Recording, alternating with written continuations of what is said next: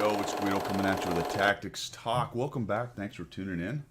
Appreciate your support as always. And you've got yours truly. It's moi and my Object 260 bragging.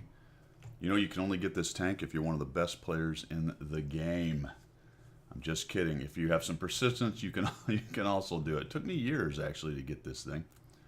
Pretty cool tank. Not amazing, but I finally three marked it, but clearly that's not true. I don't have a single mark on the barrel. Aced it on Malinovka. Encounter mode, headed up the hill. I just have it paused here because I want everybody to just kind of take a look at the situation as it is developing. We've lost a Scorpion. He went down that away and attempted to put 3 tanks in a spot that's really only good for 1, maybe 2, where the Grillet and the AMX is. It's myself and a Carnarvon headed up the hill. I think the Lance and C follows, and eventually maybe the JT. But our Progetto 65, one of our other tier 10s, has gone all the way down to the south. And that is a place you go if you want to be useless on this map. Okay, so you do have to make sure not too many scouts and lights. Scouts and lights? Lights and mediums come around that way, get into your arty, and start shooting you from behind. That is true.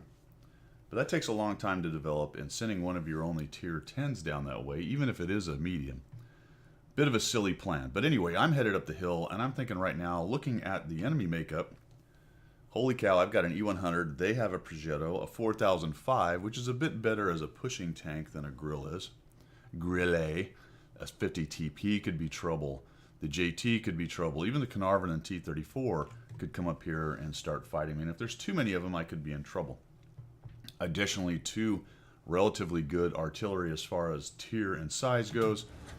And I know right away that as I come up here, I need to take this windmill.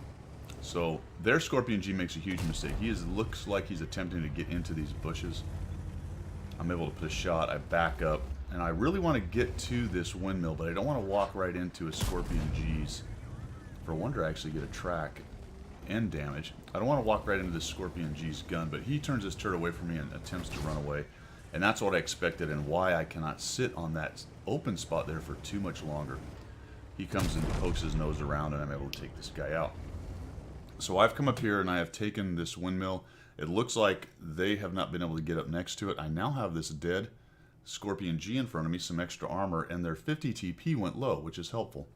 The Carnarvon has peeled off. The Lance and C is goofing around with the 50 TP, and it's just me up right here. So I've got to be very careful. I can get swarmed and killed pretty quickly, especially if some of my helpers don't get up there. And it will also depend on what the enemy is bringing up. So I've talked about this a lot on this map, and we'll just continue to yabber a little bit. The 34 is in trouble because he's really exposed to artillery back there. He needs to tuck up against this to protect himself a little bit against our arty. I chose not to stay back here for the same reason. So let's see how this thing starts to develop. The 34 is turning his turret away, has a really slow turret. I don't take advantage. Now he's looking.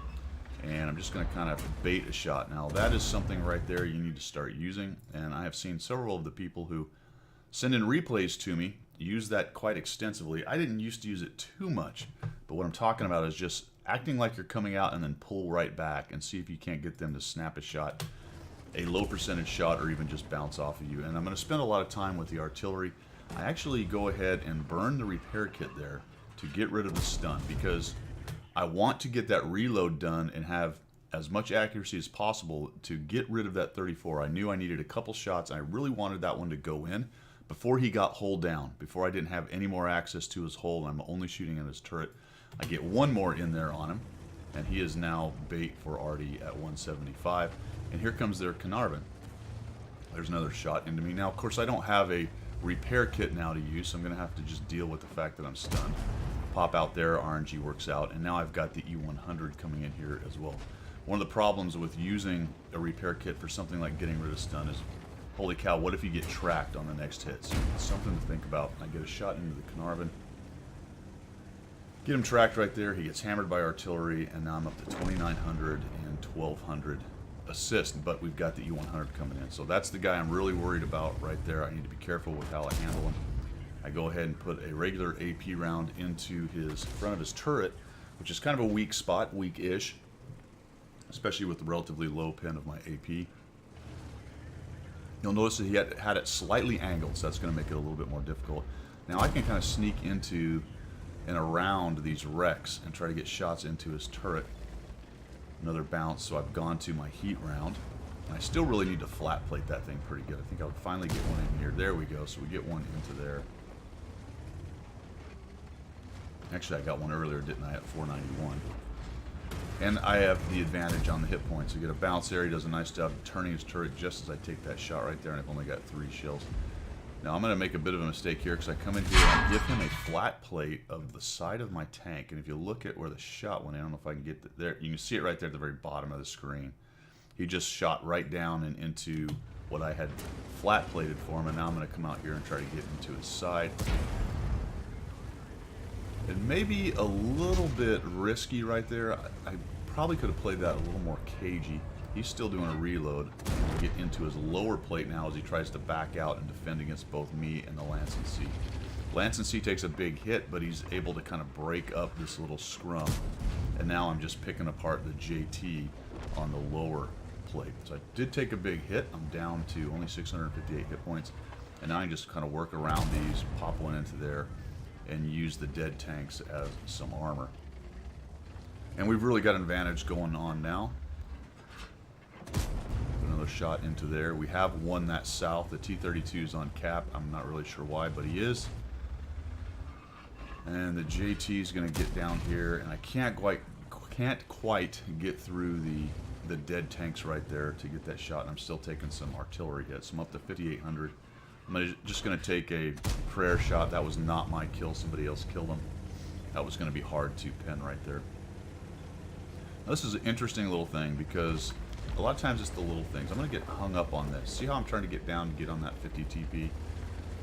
Just that little tiny delay is probably going to cost me about 300 hit points because otherwise I'd have been coming around this corner much faster. Probably already had my gun on him and been able to have a good chance of killing off the 50 TP for 375 hit points. But because I got that small delay, there goes 300 of them. He's only sitting at whatever he is here. What did I get out of him?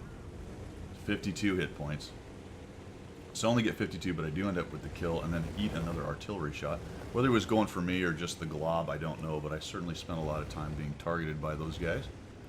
And I'm down to 327. And unfortunately right here, I start being a little bit timid. I really didn't want to give the artillery the chance to kill me there. There was also a Progetto 65 sitting down there in the trees. I didn't want to be the first guy he saw and have him nuke me. It's unlikely they were going to come back to win this, but I didn't really want to give him my hit points. Normally I would just go, and that's probably what I should have done here because I don't end up with any more hit points. But I do end up with something, so let's see what happens here. I'm just being a big coward at this point, sitting back, you know, an internet coward, you know how it goes. There he is, so let's get those hit points off the Progetto. Here he comes. Alright, this will be good. We'll fire. Pretty much right where I was aiming, right at his track. But I get him tracked, and you're going to notice I'm going to crank up my assist damage right at the end. So 2,799, 5,864 damage. That pushes me over to the ace tanker. And probably that track, that last track right there, is what did it. It's possible, had I just put damage on him, that I wouldn't have got the ace tanker out of it. If I had just put damage and not got almost all of his hit points, if not all of his hit points on assist damage for tracking him. And that's it, 260 ace tanker. Now top tier in a tier 10, yeah, you should have a pretty good day, depending on how it goes. But I mean, you're really set up, aren't you? An ace tanker in an all tier 10, now that would really be something. But I'll take it. Not a bad little game, some things to learn in there. Both about this map and about fighting heavies and whatnot. Thanks for tuning in, guys. I appreciate it, and we will see you.